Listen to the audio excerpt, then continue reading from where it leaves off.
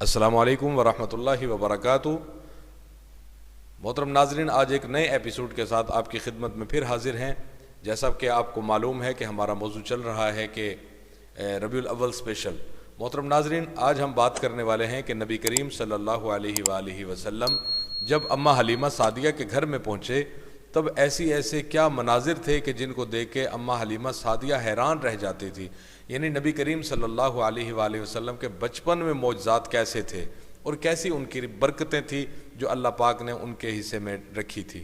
محترم ناظرین، آگے بڑھنے سے پہلے آپ سے مؤدبانہ گزارش ہے کہ ابھی تک اگر آپ نے ہمارا چینل سبسکرائب نہیں کیا تو ابھی سے چینل کو سبسکرائب کر لیں اور بیل آئیکن کو بھی ضرور دبا دیں تاکہ ہر آنے والی نئی ویڈیو کا نوٹیفیکیشن آپ کو بر وقت مل سکے۔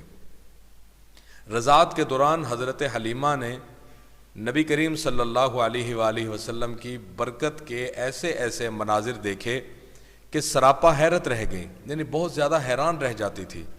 تفصیلات انہی کی زبانی سنیے۔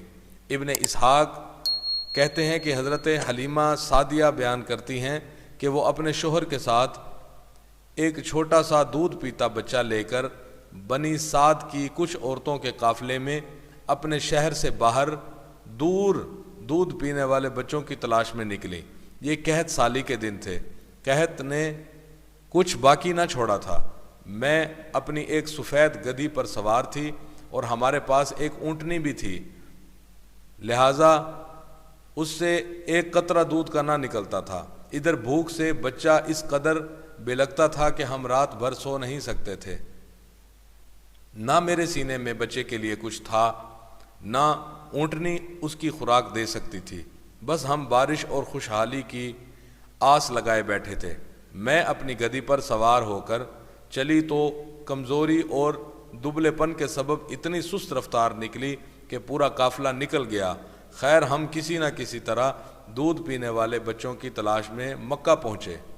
پھر ہم میں سے کوئی عورت ایسی نہیں تھی جس پر رسول اللہ صلی اللہ علیہ وآلہ وسلم کو پیش نہ کیا گیا ہو، مگر جب اسے بتایا جاتا کہ آپ صلی اللہ علیہ وآلہ وسلم یتیم ہیں تو وہ آپ صلی اللہ علیہ وآلہ وسلم کو لینے سے انکار کر دیتی، کیونکہ ہم بچے کی والد سے اور دادا سے دہشت کی امید رکھتے ہیں۔ ہم کہتے ہیں یہ تو یتیم ہے، بھلا اس کی بیوہ ماں اور اس کے دادا کیا دے سکتے ہیں۔ بس یہی وجہ تھی کہ ہم آپ صلی اللہ علیہ وسلم کو لینا نہیں چاہتے تھے۔ ادھر جتنی عورتیں ہمارے ہمراہ تھیں سب کو کوئی نہ کوئی بچہ مل گیا، صرف مجھ ہی کو نہ مل سکا۔ یہ اماں حلیمہ سعدیہ اپنی کارگزاری سنا رہی ہیں۔ جب واپسی کی باری آئی تو میں نے اپنے شوہر سے کہا، خدا کی قسم مجھے اچھا نہیں لگتا کہ میری ساری سہیلیاں تو بچے لے کر جائیں اور تنہا میں کوئی بچہ لیے بغیر واپس جاؤں۔ میں جا کر اسی یتیم بچے کو لے لیتی ہوں۔ شوہر نے کہا، کوئی حرج نہیں، ممکن ہے اللہ اسی سے ہمارے لیے برکت دے۔ اس کے بعد میں نے جا کر بچہ لے لیا اور محض اس بنا پر لے لیا کہ کوئی اور بچہ نہ مل سکا۔ حضرت حلیمہ سعدیہ رضی اللہ تعالیٰ عنہ کہتی ہیں کہ جب میں بچے کو لے کر اپنے ڈیرے پر واپس آئی اور اسے اپنی آغوش میں رکھا تو اس نے جس قدر چاہا دونوں سینے دودھ کے ساتھ اس پر امڑ پڑے، یعنی بہت زیادہ دودھ آ گیا، اور نبی پاک صلی اللہ علیہ وسلم نے شکم سیر ہو کر پیا، یعنی پیٹ بھر کر دودھ پیا۔ اس کے ساتھ اس کے بھائی نے بھی شکم سیر ہو کر پیا، پھر دونوں سو گئے۔ حالانکہ اس سے پہلے ہم اپنے بچے کے ساتھ نہیں سو سکتے تھے کیونکہ بھوک اور خوشحالی قحط سالی کی وجہ سے بہت زیادہ پریشان کن حالات تھے، اس لیے ہم بچے کے ساتھ نہیں سو سکتے تھے۔ لہٰذا ادھر میری شوہر اونٹنی دودھ دونے گئے تو دیکھا کہ ان کا تھن دودھ سے لبریز ہے، یعنی اونٹنی کا تھن جو ہے وہ دودھ سے بھرا ہوا ہے۔ انہوں نے اتنا دودھ دوہا کہ ہم دونوں نے نہایت آسودہ ہو کر پیا اور بڑے آرام سے رات گزاری۔ ان کا بیان ہے کہ صبح ہوئی تو میرے شوہر نے کہا، حلیمہ خدا کی قسم تم نے ایک بابرکت روح حاصل کی ہے۔ میں نے کہا، مجھے بھی یہی توقع ہے۔ حلیمہ رضی اللہ تعالیٰ عنہ کہتی ہیں کہ اس کے بعد ہمارا قافلہ روانہ ہوا، میں اپنی اسی خستہ حال گدی پر سوار ہوئی اور اس بچے کو بھی ساتھ لیا، لیکن اب وہ گدی خدا کی قسم پورے قافلے کو کاٹ کر اس طرح آگے نکل گئی کہ کوئی گدھا اس کے ساتھ نہ پکڑ سکا۔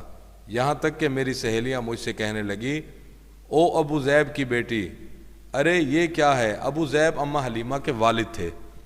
ارے ابو ذئب کی بیٹی یہ کیا ہے؟ ذرا ہم پر بھی مہربانی کر، آخر یہ تیری وہی گدی تو ہے جس پر تو سوار ہو کر آئی تھی۔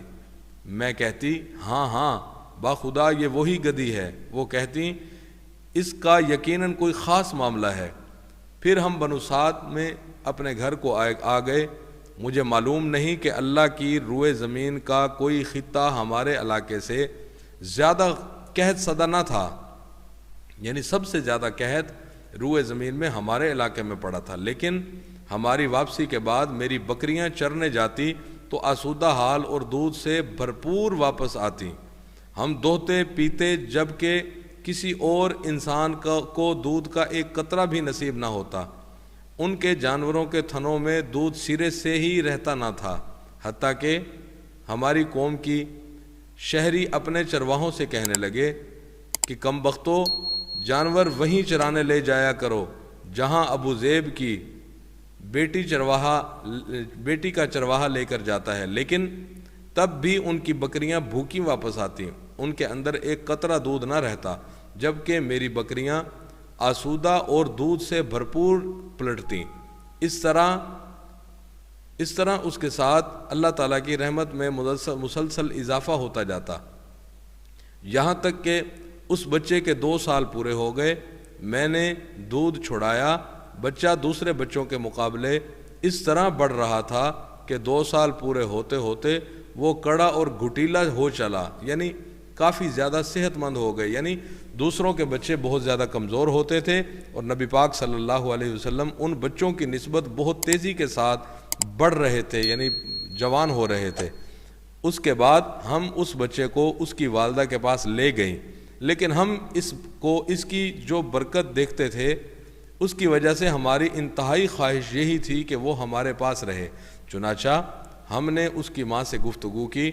میں نے کہا کیوں نہ آپ اپنے بچے کو ہمارے پاس ہی رہنے دیں، ذرا مضبوط ہو جائے گا، کیونکہ مجھے اس کے متعلق مکہ کی وباؤں کا خطرہ ہے۔ غرض ہمارے مسلسل اصرار پر انہوں نے بچہ ہمیں واپس دے دیا۔ محترم ناظرین، یہ تھی ہماری آج کی ویڈیو۔ امید کرتے ہیں آپ کو ویڈیو ہماری پسند آئی ہوگی۔ اگر آپ کو ہماری ویڈیو پسند آئی ہے تو ہماری ویڈیو کو ابھی سے سبسکرائب کر لیں، چینل کو سبسکرائب کر لیں، ویڈیو کو لائک کر دیں اور گھنٹی کے نشان کو ضرور دبا دیں۔ انشاءاللہ الرحمن ہم اگلے ایپیسوڈ میں آپ سے شیئر کریں گے کہ واقعہ شق صدر، اس کے بارے میں وضاحت کے ساتھ انشاءاللہ آپ ہماری ویڈیو کے ساتھ، ہمارے چینل کے ساتھ جڑے رہیں۔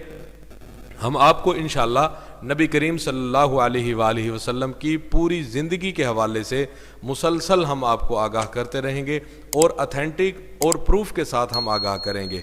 اگر کوئی بھائی کو کسی بھی طرح کا کوئی شکایت ہو، کوئی سوال ہو، ہمارے واقعے کے متعلق کوئی بھی بیان کے متعلق کوئی بات کہنا چاہے، کوئی سوال کرنا چاہے، کوئی پروف مانگنا چاہے، تو ہم اسے پروف دینے کے لیے بھی انشاءاللہ تیار ہوں گے، اور کمنٹ سیکشن آپ کے لیے کھلا ہے۔